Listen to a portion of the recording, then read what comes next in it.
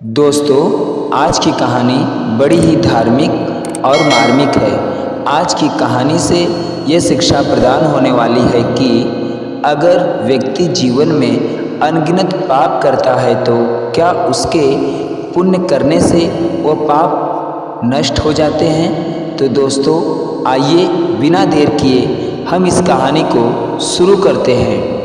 दोस्तों, दरअसल ये कहानी शुरू होती है नारद जी के विचारों से। नारद जी धरती पर रहने वाले लोगों को देखते हुए स्वर्ग में विचरण कर रहे थे। धरती पर रहने वाले लोगों के कर्म को देखकर नारद के मन में कर्मों के फल और पापों के दंड को लेकर विचार आए। अपने ये विचार लेकर वह ब्रह्मा जी के पास ब्रह्मलोक जाते हैं और ब्रह्मा जी से पूछते हैं, हे ब्रह्मा जी, यदि बुरे कर्म करने वाला इंसान अच्छे कर्म करने लग जाए तो क्या वह अपने पापों से मुक्त हो सकता है? क्या वह अपने पापों से मिलने वाली सजा से बच सकता है? तब ब्रह्मा जी नारद जी के इन सवालों का जवाब देते हुए कहते हैं कि हाँ भी और ना भी। हाँ का मतलब यह है कि अगर कोई इंसान अपने किए गए पापों से मुक्ति पाना चाहता है तो उसके लिए निस्वार्थ भाव से अपनाया गया दान, पुण्य, धर्म और भक्ति का रास्ता सबसे उत्तम होता है। अगर इंसान दिल से अपने पापों का पश्चाताप करते हुए निस्वार्थ भाव से दान, पुण्य, धर्म और भक्ति का रास्ता अपनाता है तो वह उस जन्म में अपने मिलने वाले पापों के दंड से मुक्त हो जाता है। इससे उस इंसान के किए गए पापों की सजा कुछ कम जरूर हो जाएगी, लेकिन पापों का दंड तो जीवन काल में भोगना ही पड़ता है। किंतु जघन्य अपराध यानी घोर पाप ऐसे होते हैं कि जिनका दंड शारीरिक एवं मानसिक रूप से न सिर्फ इस जन्म में बल्कि आने वाले एक या कई जन्मों तक भोगने पड़ते हैं। यानी इंसान के कर्म कभी पीछा नहीं छोड़ते। तो ऐसे में अगर इंसान दिल से अपने पापों का पश्चाताप करते हुए निस्वार्थ भाव से दान, पुण्य, पशु पक्षियों तथा लाचार इंसान एवं जानवरों की सेवा, धर्म और भक्ति का रास्ता अपनाता है तो आगे के जन्मों में पिछले वाले जन्मों के घोर अपराधों की सजा नहीं भोगनी पड़ेगी। यदि वह अपनी पूरी उम्र श्रद्धा और विश्वास से ईश्वर की भक्ति में और पुण्य कर्मों में लगा देता है तो वह अपने पापों से सदा के लिए मुक्त हो सकता है। पूरी श्रद्धा से की गई भगवान की भक्ति और निस्वार्थ भाव से अपनाया गया दान, पुण्य, धर्म और भक्ति में इतनी शक्ति है कि इंसान मोक्ष तक को प्राप्त कर सकता है। और नहीं का मतलब ये है कि अगर वो इंसान दान, पुण्य, धर्म और भक्ति का रास्ता या कोई भी अच्छा कर्म निस्वार्थ भाव से न अपनाकर किसी स्वयं के मकसद को पूरा करने के लिए या लालच से अपनाता है तो इसे दिखावा बोला जाता है। ऐसा करने से उसे उसके पापों से छुटकारा कभी नहीं मिल सकता। अपने पापों से कभी मुक्ति नहीं हो सकती। इंसान के द्वारा किया गया घोर अपराध और पाप उसका अगले कई जन्मों तक पीछा नहीं छोड़ते। तब ब्रह्मा जी नारद जी को इसी पर आधारित एक सच्ची कहानी सुनाते हैं। दोस्तों, ये कहानी बीच में छोड़कर ना जाइएगा, ये कहानी बड़ी ही अद्भुत है। एक गांव में एक सूद नाम का इंसान रहता था। वह गलत लोगों की संगत में आ जाने की वजह से डाकू बन गया था। वह लोगों को मारकर अक्सर उनका धन लूट लेता था। एक दिन डाकू जंगल से होता हुआ सड़क की ओर जा रहा था कि अचानक एक नाग नागिन का जोड़ा डाकू के रास्ते में आ जाते हैं। डाकू को देख नाग नागिन अपनी रक्षा के लिए फन फैला लेते हैं। डाकू घबरा जाता है और अपनी बंदूक उन नाग नागिन पर तान देता है। यह देख नाग नागिन क्रोधित हो जाते हैं और उस डाकू पर हमला कर देते हैं। डाकू अपनी जान बचाने के लिए 2 कदम पीछे हटता हुआ नागिन पर गोली चला देता है। यह देख नाग डाकू पर तेजी से हमला करता हुआ डाकू की बंदूक पर चिपक जाता है। डाकू अपनी बंदूक को कहीं दूर फेंक देता है और वहां से निकलता है। भागते भागते डाकू सड़क पर पहुंच जाता है। वहीं दूसरी तरफ उसी रास्ते से एक औरत और उसके साथ उसका 11 साल का बेटा भी था। वो दोनों घर की तरफ जाते रहते थे। अचानक डाकू भी वहीं आ जाता है। डाकू उनको देखकर माँ बेटे घबरा जाते हैं। डाकू औरत के करीब जाता है और बलपूर्वक उस औरत से सूखे गले से टंगा सोने का हार खींच लेता है। अब औरत अपने आप और अपने बच्चे की जान की रक्षा के लिए उस डाकू से दया की भीख मांगती है, गिड़गिड़ाने लगती है। लेकिन डाकू इतना क्रूर स्वभाव का था कि वह अक्सर जिस किसी को भी लूटता वह उसे जान से मार डालता था। वह उस औरत की एक नहीं सुनता है, इसलिए डाकू उस औरत की बातों को कोई असर नहीं होता और वह उस औरत को तेज धार चाकू मारकर बुरी तरह से घायल कर देता है। यह देख बच्चा क्रोध में तिलमिला उठता है, जो कि उसके साथ था 11 साल का बच्चा। वह बच्चा पत्थर उठाकर जोर से डाकू के सर पर मार देता है। डाकू के सर से खून निकलने लगता है। डाकू उस बच्चे को भी चाकू से मार देता है और वहां से भाग जाता है।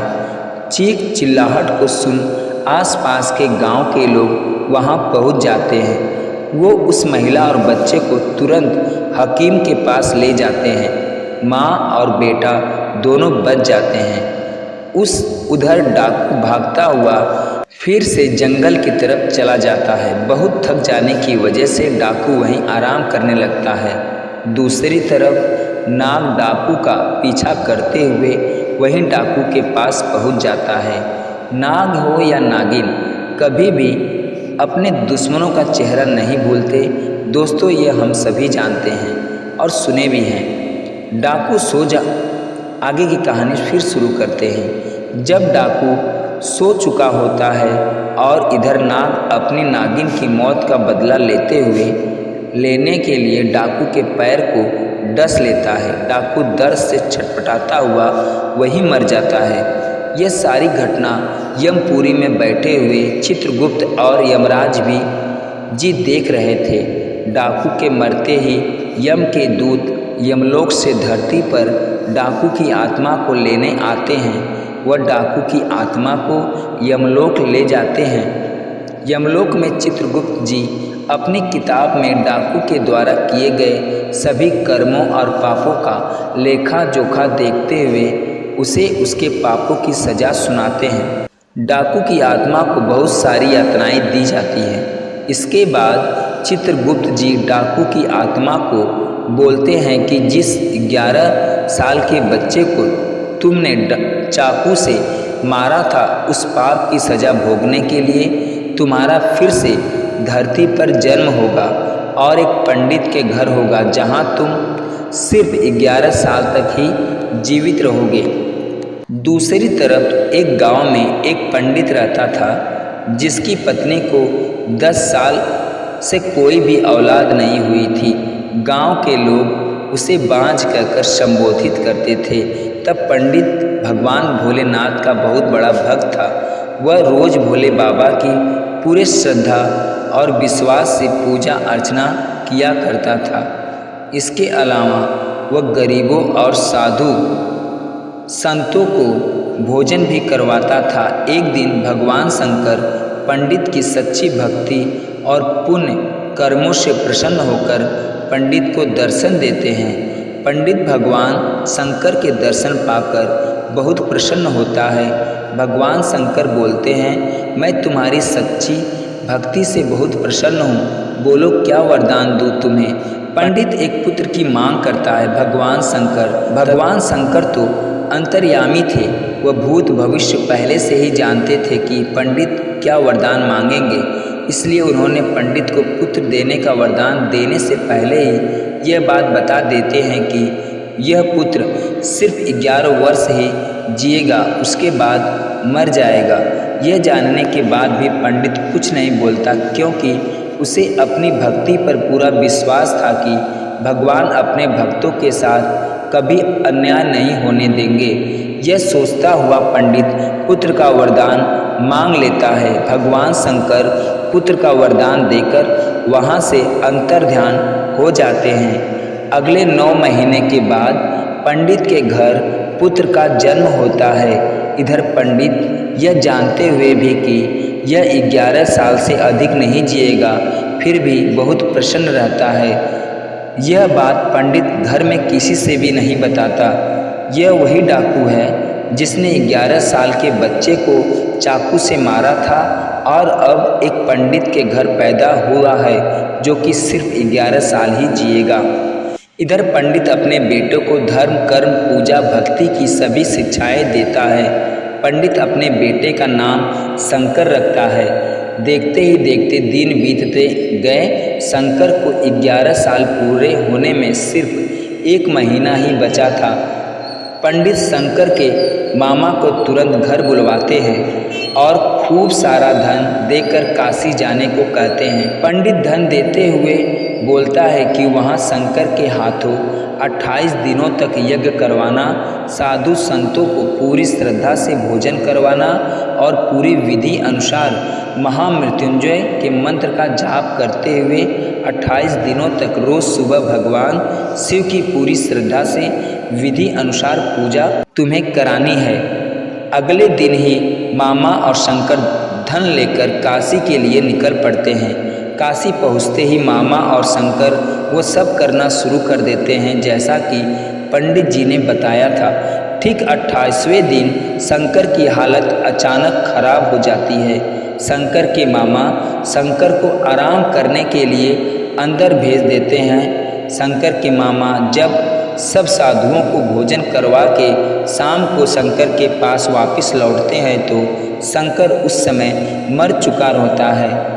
यह देख शंकर के मामा जोर जोर से रोने लगते हैं। इतने में यमलोक के दूत शंकर की आत्मा को लेकर यमलोक पहुंच जाते हैं। यमलोक में चित्रगुप्त जैसे ही शंकर के पाप पुण्य के लेखे की किताब खोलते हैं तो चकित रह जाते हैं और जोर से उठते हैं, असंभव असंभव, अद्भुत। ये 2 शब्द बोलते ही चित्रगुप्त कुछ देर तक तो यूं ही मौन खड़े रहते हैं। फिर कुछ देर बाद चित्रगुप्त ऊंचे स्वर में यमदूतों को आदेश देते हुए कहते हैं कि तुरंत अभी के अभी शंकर की आत्मा को शंकर के शरीर में डाल कर आओ, ये मेरा आदेश है।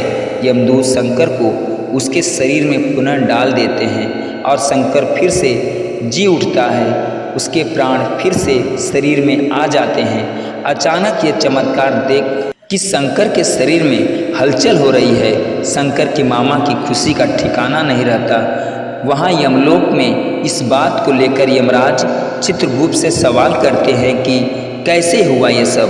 तब चित्रगुप्त जी बताते हैं कि जब मैंने किताब खोली तो उसमें शंकर के द्वारा किए गए पुण्य कर्मों, भगवान शिव की आराधना और हवन जैसे शुभ और भक्ति की शक्ति से शंकर की कुंडली में जो उसके पिछले जन्म के पापों की वजह से मृत्यु, भक्ति की शक्ति से शंकर की कुंडली में जो उसके पिछले जन्मों के पापों की वजह से मृत्यु का जो योग बना था वह योग खत्म हो चुका है। इसी के साथ शंकर के पुण्यों का लेखा सबसे अधिक था, जिस वजह से शंकर की उम्र 11 साल से बढ़कर 90 साल तक हो चुकी थी। इस वजह से मुझे सृष्टि के नियमों का पालन करते हुए शंकर की आत्मा को पुनः शंकर के शरीर में भेजना पड़ा। इधर शंकर के मामा पूरे हर्षो उल्लास के साथ आंखों में आंसू की खुशी लेकर शंकर को लेकर घर पहुंचते हैं। तो शंकर को जिंदा देख शंकर के पिता इतना खुश होते हैं मानो उन्हें नया जीवन मिल गया हो। तब शंकर सबको वो सब बातें बताता है जो उसके साथ यमलोक में हुआ। ये सुन सभी भगवान के प्रति श्रद्धा और विश्वास और बढ़ गया। इतना बोल ब्रह्मा जी अपनी कहानी समाप्त करते हैं। अब नारद जी को अपने सभी प्रश्नों का उचित जवाब मिल चुका होता है। दोस्तों, ये कहानी कैसी लगी कमेंट में ज़रूर बताइएगा। अगर ये कहानी अच्छी लगी हो तो चैनल को भगवान शंकर के लिए लाइक शेयर सब्सक्राइब जरूर कर दीजिएगा। पूरी वीडियो देखने और सुनने के लिए धन्यवाद।